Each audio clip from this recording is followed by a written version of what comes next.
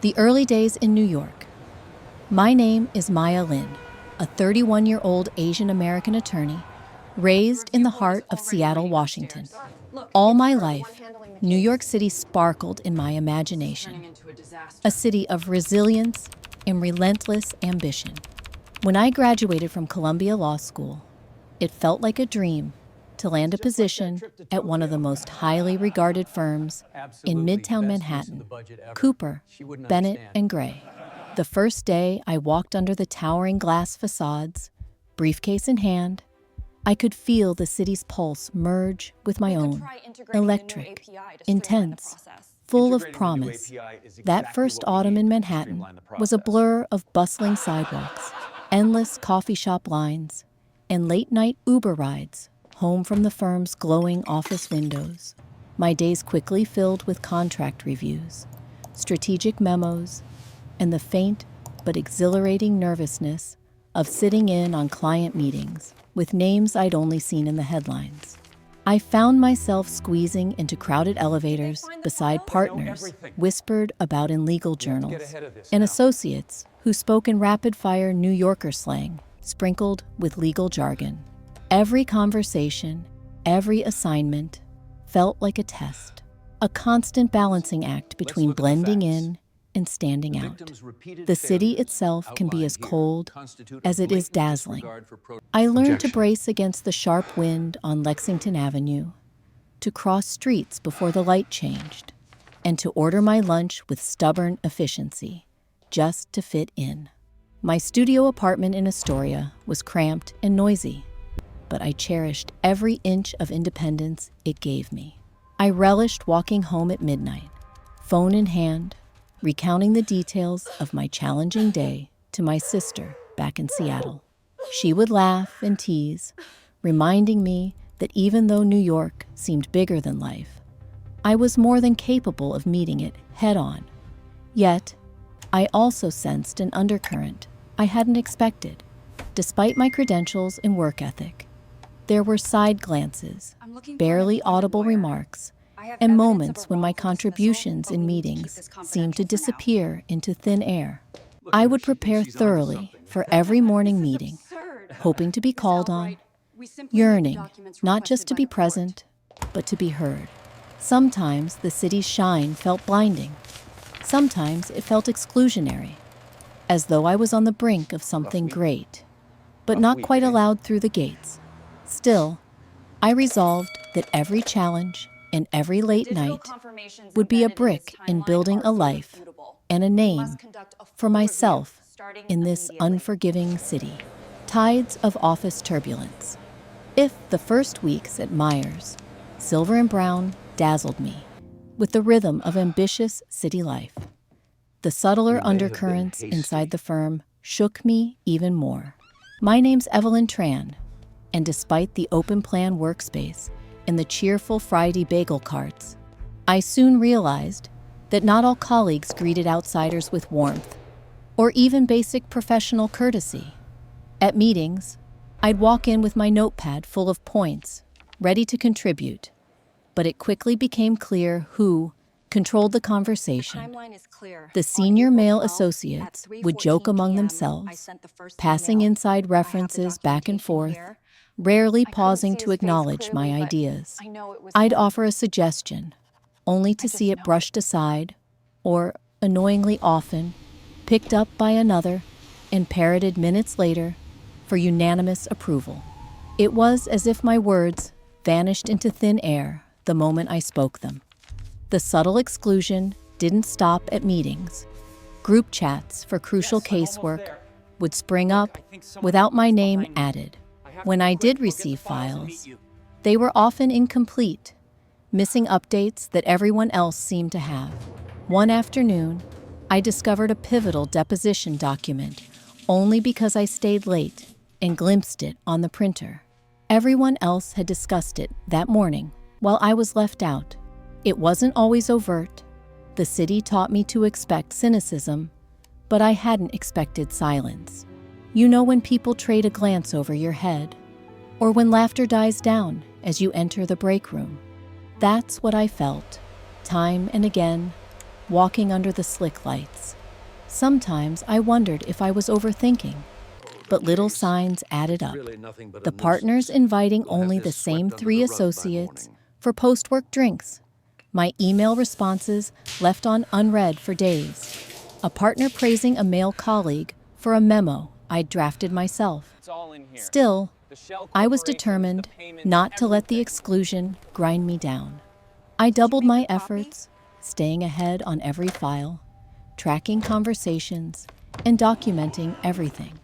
I'd smile, show up prepared, and deliver, even as I felt the group's walls closing in. But inside, I started to question, how far could hard work alone go, when the rules of belonging weren't written in any handbook? Looking back, those months were a turning point.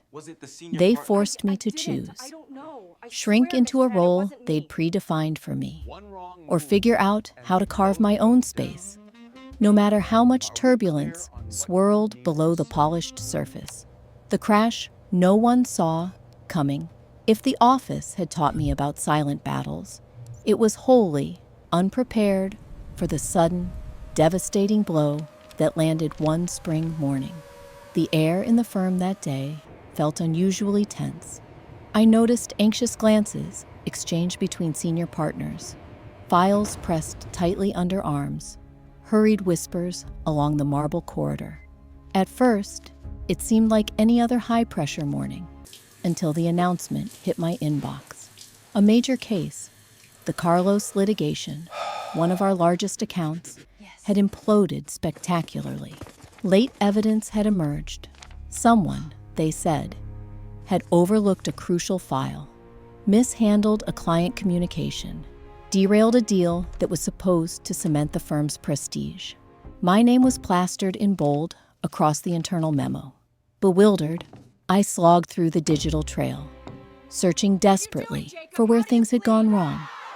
That's when Jacob, a senior associate who had always kept his tone coolly professional with me, called a meeting with the managing partner and our team. The conference room buzzed with a chill air. Jacob presented his summary of events, which painted me as reckless, negligent, almost willfully incompetent. Evelyn was copied on all relevant emails. We have calendar records here. Her handwritten notes are absent for the April 24th meeting. He clicked through a slide deck with practiced efficiency, each bullet a nail in my reputation. I tried to speak, pointing out inconsistencies, missing timestamps, contradictions in the evidence. The managing partner gave me a look that said, "We're already past listening." I left the room lightheaded, anger swarming in my chest, but above all, deep shock. None of the mistakes they cited felt real. I was certain I had reviewed the timelines, flagged every late change, saved all client records to the shared drive. Yet their version, supported by selected emails and redacted logs, told a different story. In whispers, I caught colleagues mumbling about my inexperience and rookie errors. Each hour that passed cemented the narrative. I had failed, and at the worst possible moment for the firm. I spent nights combing through my files. My eyes ached from staring at timestamps, comparing mail headers, searching for digital fingerprints that could prove I wasn't at fault. At 2 a.m., my phone buzzed. My mother's message. "Don't give up, Con." I broke down sobbing into my sleeves, heart torn between shame and pure, white-hot outrage. A few days later, when I found a discrepancy, a server log the IT team forgot to scrub, I realized the full extent of what had happened. Jacob had quietly shifted responsibility, forwarding only fragments of conversations to the partners. Someone had photoshopped screenshots, omitting my corrections and questions. The evidence had been shaped, like clay, into my condemnation. Rage replaced despair. I swore to expose what was happening, not only to save myself, but to stop this from crushing anyone else ever again. I started documenting everything. File metadata, locked journal entries I'd kept on my home laptop, chats I'd screenshot when something seemed subtly off. Every lunchtime, I ducked into the stairwell and quietly called employment attorneys, asking about wrongful dismissal, about digital forensics, about whistleblower protections. My trust in the firm, once absolute, was shattered, but beneath it, something harder and sharper emerged. I would not be their scapegoat. It felt like chess. Each step weighed, each conversation dissected for double meanings. Jacob and the team went on as if nothing had changed. I forced myself to smile through their thinly disguised contempt, all the while gathering facts. For weeks, I lived on caffeine, adrenaline, and righteous anger. I was alone, yes, but finally, moving from defense to attack. Looking back, that spring was hellish. The pain of being betrayed by colleagues I'd once admired nearly broke me, but it also forced me to dig deeper for resilience, reminding me of the quiet power my parents instilled so long ago. If the institution could turn on me once, it could do it again to someone else. What began as a personal fight soon became much bigger, a crusade to force open the locked doors of power, no matter what it cost. Regaining trust. In the aftermath, the city felt colder. My neighborhood bodega clerk asked, "Rough week, eh?" And his sympathy just twisted the knife. But after the initial shock faded, a stubborn flame lit inside me. I refused to accept that my name would be synonymous with failure. If I was to fall, I'd fall fighting. I began by retracing every step in the timeline. Nights blurred into dawns as I pored over backup servers, email sent boxes, and cloud archives. My fingernails chipped from anxious tapping. My phone's battery drained from late-night messages to anyone who might remember stray details. The print guy, the paralegal who'd whispered warnings, even the building's IT night manager. Piecing together digital traces became my obsession. It was exhausting, often demoralizing. Files I remembered seeing were missing. Passwords I'd used didn't work anymore. Sometimes I glanced in the mirror and saw the same doubt in my eyes that I heard whispered behind my back at work. Still, the drive to prove myself burned hotter than the humiliation. If not for me, then for every immigrant parent who told their kid to fight on. Finally, after a week of sleepless nights, I found a clue. My personal archived copy of a Slack conversation. In it, I flagged the missing file to Nathan and another associate, documenting my actions, date, time, full digital footprint. More digging revealed server change logs. The file had been accessed repeatedly after my shift ended and eventually moved under someone else's credentials. Armed with evidence, I went to HR, not just to defend myself, but to demand a thorough review. I braced for another grilling, but this time, I was prepared. I laid out the entire timeline, annotated with digital confirmations, receipts, and written warnings from the system. If we're talking about accountability, I finished, let's talk about the audit trail. An internal investigation began. The air in the office changed. Covert, tense, but slowly, people started to realize that what happened to me could have happened to them. Co-workers who'd kept their distance began offering nods of quiet encouragement. I met with one of the partners, who, perhaps begrudgingly, admitted, "We may have been hasty." For the first time since March, I felt the hard shell of suspicion crack, but something deeper had shifted inside me. Even as my name was cleared, I realized I would never see my team or the system with the old innocence. Trust was something I had to claim back, inch by inch, not only from others, but from myself. I spent mornings running laps along the Hudson, remembering the grit that brought me. You look a little Here, stressed, Evelyn. my Everything mother's all right at stories of home? Everything reinvention, is perfectly my fine, father's thank you. unwavering calm, and my own unwillingness to disappear. When the firm officially apologized, I stood taller, not out of gratitude, but out of hard-won pride. After all, resurrection isn't just restoring your place. It's redefining what you stand for. The experience carved new resolve in me to defend not just my own reputation, but the right of anyone who's been forced down by well-oiled systems that refuse to question themselves.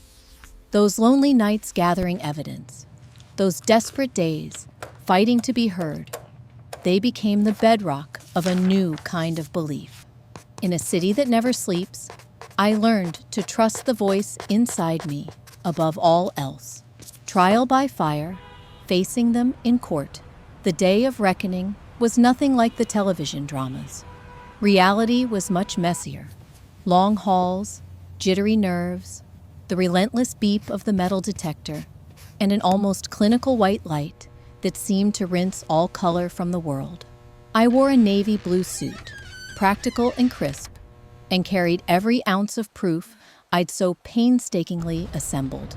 My attorney, a kind-faced older woman with a reputation for fighting hard for the overlooked, reminded me, "Stick to the facts, Evelyn. Let their lies unravel themselves."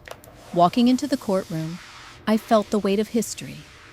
This wasn't just about my name anymore. Across the glossy table, Jacob wore a mask of indifference, but his gaze was twitchy. The firm's leadership, sitting with their legal counsel, kept their eyes low, as if hoping to avoid the explosive reality of what was about to unfold. My testimony began, and for the first time, I reclaimed my voice in front of people who once made me feel invisible. I laid out the timeline, annotated with digital logs and meticulous receipts, each point connecting a decade-old system of trust to its spectacular failure. Question after question, I answered with clarity, pointing out each part of the sabotaged evidence, each login timestamp that exposed Jacob's involvement, and every corporate policy skirted in pursuit of career self-preservation. Jacob's attorney tried to poke holes, discredit my memory, and imply incompetence. But every accusation was blunted by careful preparation and mountains of evidence, cross-referenced emails, IT reports, witness statements from colleagues who had quietly suffered under the same system, but never spoken out until now. Gradually, the doubt began to shift sides. The jurors' eyes held attentive curiosity. Even the firm's lawyers fidgeted as their airtight case sprung leaks. Under cross-examination, Jacob faltered, his confident composure crumbling as inconsistencies in his timeline were exposed. When presented with digital records contradicting his claims, he visibly flinched. One moment landed like a thunderbolt. Reviewing a Slack export, he tried to assert that my flagged warning never occurred, only to be confronted by the system audit trail that proved otherwise. The room went silent, apart from the sharp tap of the judge's pen. Colleagues who had distanced themselves began to meet my eyes, nodding imperceptibly as confusion replaced certainty on the faces across the room. Some whispered to one another, recognizing the truth that had been so carefully buried. The verdict was clear. Jacob's actions were exposed as a calculated cover-up, corroborated not only by my evidence, but by separate IT analysis. The firm's leadership, facing public embarrassment, issued a formal apology in front of the court. My reputation, once in tatters, was not only restored, but for the first time, genuinely respected. But more than the restoration of my name, standing in that clinical courtroom, I realized that justice demanded more than just righting one wrong. It meant exposing every lockstep in a pattern designed to protect the powerful at the expense of the vulnerable. And it meant reclaiming at last, the strength of my own story, one built not from other people's praise, but from surviving the crucible and rising, unbroken, on the other side. The silent retaliation. In the aftermath of the courtroom victory, most people might have expected me to be content or simply ready to move on. But deep down, something restless smoldered. Winning my case, clearing my name, those milestones mattered, yes, but they were only the beginning. Justice, to me, was not just about my own redemption. It was about exposing the deeper rot and ensuring the pattern of abuse and sabotage couldn't be repeated against another ambitious newcomer with the misfortune to stand out. I returned to the firm for a short time, finishing up official business and gathering my personal effects. Walking the familiar halls, I kept my expression neutral, even as those who once dismissed me now looked away in embarrassment or tried to offer tepid smiles. Jacob and the senior group carefully avoided me, but in that silence, I uncovered more information than any shouted accusations ever could. People talk when they think no one's listening to them anymore. And in their apathy, or perhaps arrogance, my former colleagues left digital shadows everywhere they went. Nights found me at my kitchen table, city lights flickering through the blinds, sifting through documents and emails, not for my own case this time, but looking for patterns. Half-glimpsed conversations in the break room came together with suspiciously missing files and HR warning letters that had been quietly swept under the rug. I meticulously charted timelines, gathering evidence of similar tactics Jacob and his group had wielded against others before me. Junior associates who'd left abruptly with resignation emails that read like surrender notes. Women and minorities who'd never quite made it to promotion lists. Even a junior IT analyst who'd vanished after security discrepancies were pinned on him. Confidentially, I reached out to a few of these former employees. At first, the responses were clipped and wary, but as I shared my own story, backed by raw transcripts, server logs, and exonerating timestamps, I earned their wary trust. One by one, stories trickled in, gaslighting in performance reviews, files mysteriously missing, contributions denied or appropriated. Each account became another piece in a growing dossier. I felt a responsibility not only to myself, but to the silent chorus of those whose careers had been derailed by the same shadowy playbook. These late-night conversations ignited something in me. I realized our collective voices could no longer be ignored. Quietly, I began piecing everything together. A web of intimidation, subtle manipulation, and calculated exclusions that, taken individually, could be waved off as miscommunication, but in totality revealed a concrete pattern of retaliatory, discriminatory conduct. The goal was clear. Once someone pushed back or threatened the status quo, the machinery would turn on them, systematically grinding away morale until resignation seemed like the only escape. My next step was strategic and measured. Instead of going public right away, I decided to support a formal investigation from the inside. I made contact with a mid-level HR partner, someone whose own career had stalled after refusing to sign off on a questionable review, and presented the compiled dossier.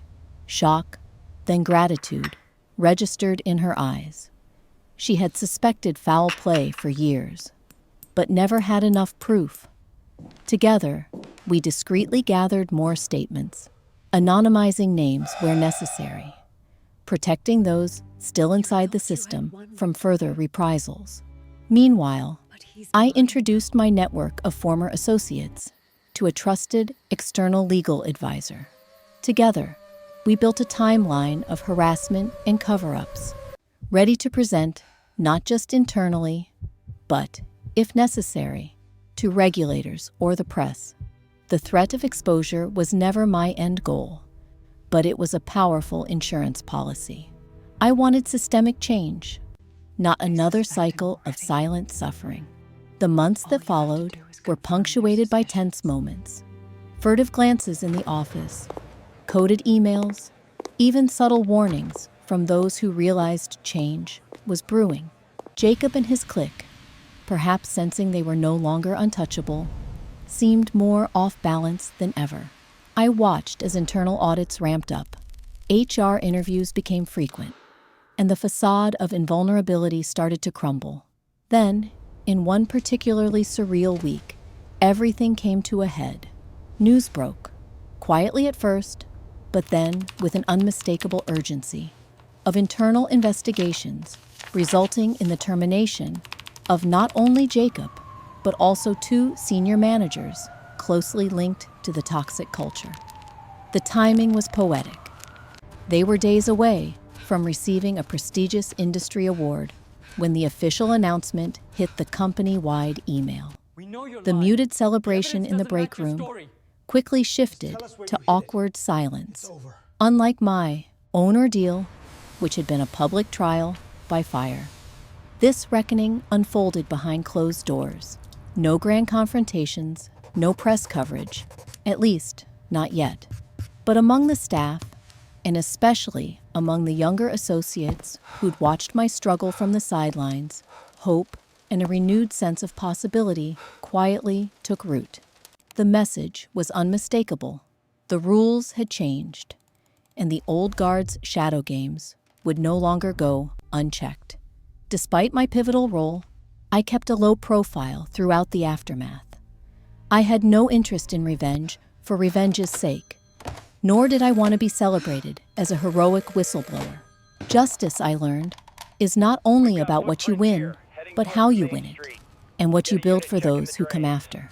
I found fulfillment not in the downfall of my former tormentors, but in the knowledge that, for once, their silent victims saw justice carried out. However quietly, late one evening, I returned to the now mostly empty firm.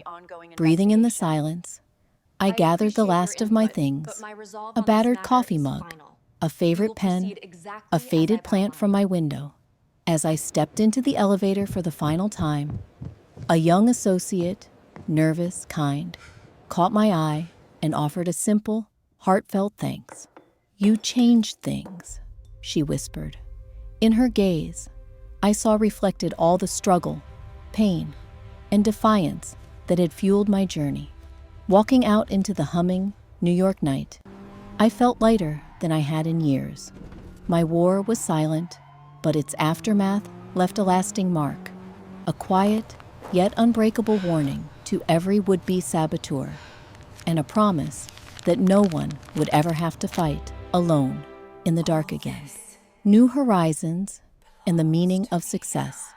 Leaving the old firm behind was both an ending and the beginning of a transformation I hadn't dared to envision during those first raw days of humiliation and anger.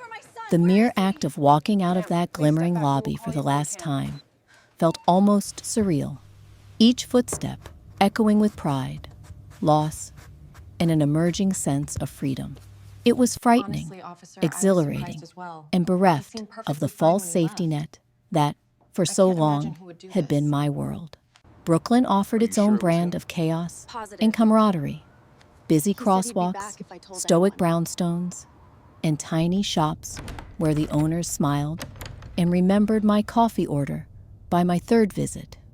I rented a modest yet sunlit office close to the courthouse, and with nothing but a battered laptop, a box of legal books, and months of battle scars, I set about building a practice that would embody everything the old system tried to grind out of me: integrity, listening, and fierce advocacy for justice.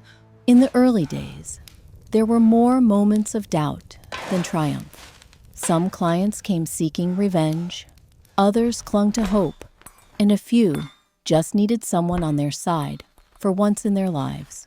I took every call personally, spending hours on cases big firms wouldn't touch and nights researching obscure precedents to fuel my clients' defense. Sometimes, the bills were frighteningly overdue. Sometimes, all I brought home was a cup of street cart coffee and the quiet satisfaction of knowing I had, in some small way, given someone the strength to keep fighting. Yet, the weight of my experiences at the old firm, being betrayed, gaslighted, ostracized, never washed away completely. In moments of fatigue, an anxious whisper would rise inside. What if all I built here collapses too? But each client who left my office with renewed dignity, each grateful smile, added another brick to the foundation of my confidence. I learned that trust could be rebuilt, not just in others, but in myself. I began to attract clients who resonated with my story. Young lawyers wrongfully dismissed, immigrants facing discrimination, and those worn down by institutions that purported to serve, but ultimately silenced them. My office became a quiet sanctuary for women and men who needed someone willing to listen all the way through, not just to the facts of their case, but to the fear, anger, and exhaustion that came from fighting battles so much bigger than themselves. I set my own standards for success. Not money or prestige, but the moments when someone who had been erased was seen again, when a frightened client found the courage to testify, or when a wrongfully accused individual walked free. With every hard-earned small victory, I realized how shallow my old dreams of partnership and corner offices had been compared to the gratification of having a real, tangible impact on people's lives. Oddly enough, the adversity I'd suffered had connected me to a wider world of advocates and fellow survivors. I started volunteering evenings at legal outreach programs in Chinatown and Sunset Park, providing pro bono advice and building coalitions with other minority attorneys. Together, we shared strategies, not just for winning cases, but for initiating the kind of organizational change our own careers so desperately needed when we began. Advocacy, once a lonely mission, grew into a vibrant network of mutual empowerment. There were, of course, setbacks. Early on, a high-profile case collapsed after a key witness recanted. Sometimes the relentless struggle for justice felt Sisyphean, and a familiar wave of that old self-doubt would surge. But this time, I responded differently. Instead of shut down or silent shame, I reached out to mentors, new friends, former adversaries who had come to respect me after our courtroom battles. I learned to accept help without seeing it as a liability, and to mentor young associates with the openness I wish someone had shown me. Eventually, my reputation caught up with my efforts. Journalists began reaching out to hear my perspective on workplace retaliation and legal reform. Former colleagues, some apologetic, some quietly admiring, sent referrals my way. Word traveled. If you had nowhere else to turn, Evelyn Tran's office in Brooklyn was the place you could tell the whole truth. Saw, over time, that true change is rarely loud or instant. It is the slow, steady shift of trust, the courage to risk again, and the wisdom to learn from every failure as well as every win. Each sunrise over the East River marked another day farther from the cage I once mistook for ambition. Walking to my office on fresh city mornings, carrying nothing but my battered briefcase and a head held high. The definition of success had changed completely. My parents, who'd once worried that I'd burn myself out or lose sight of who I was, visited my new office for the first time. My mother beamed at the potted plants on the windowsill, in the handwritten thank you notes pinned above my desk. My father simply put a steadying hand on my shoulder and said, "You made this, Con." For the first time, the pride in their eyes reflected something real. Not just survival or getting by, but the creation of a life I could truly call my own. Among my clients, I witnessed the ripple effects of this new approach to justice. People I had empowered went on to help others. A single mother I represented started volunteering at a helpline. A transgender teen I defended began educating her peers at school about their rights. The relationships I built with clients and community members became a tapestry of resilience. Each thread evidence that our collective strength held far more weight than any single act of sabotage or betrayal I'd faced in the corporate world. But perhaps the greatest gift was the peace I found in myself. I no longer felt haunted by the opinions of those who tried to silence or destroy me. Every scar became a story of perseverance, every defeat a lesson. I had learned to measure success, not by awards or applause, but by integrity, growth, and the ability to lift others up, even when the world seemed set on holding them down. Years from now, maybe the details of my struggle at that first New York law firm will blur around the edges. But what will remain clear is the meaning I carved from adversity, the conviction that true victory lies not in defeating enemies, but in refusing to become what they are, in nurturing hope when cynicism tempts, and in building new roads for those who follow. As I close the door to my Brooklyn office each night, the city humming softly behind me, I carry with me the certainty that every path, no matter how tumultuous, can open onto new horizons if we walk it with honesty and courage. Success, I've learned, is the quiet work of making meaning from pain and turning private survival into collective purpose. In that, I have found not the end of my story, but the most meaningful chapter yet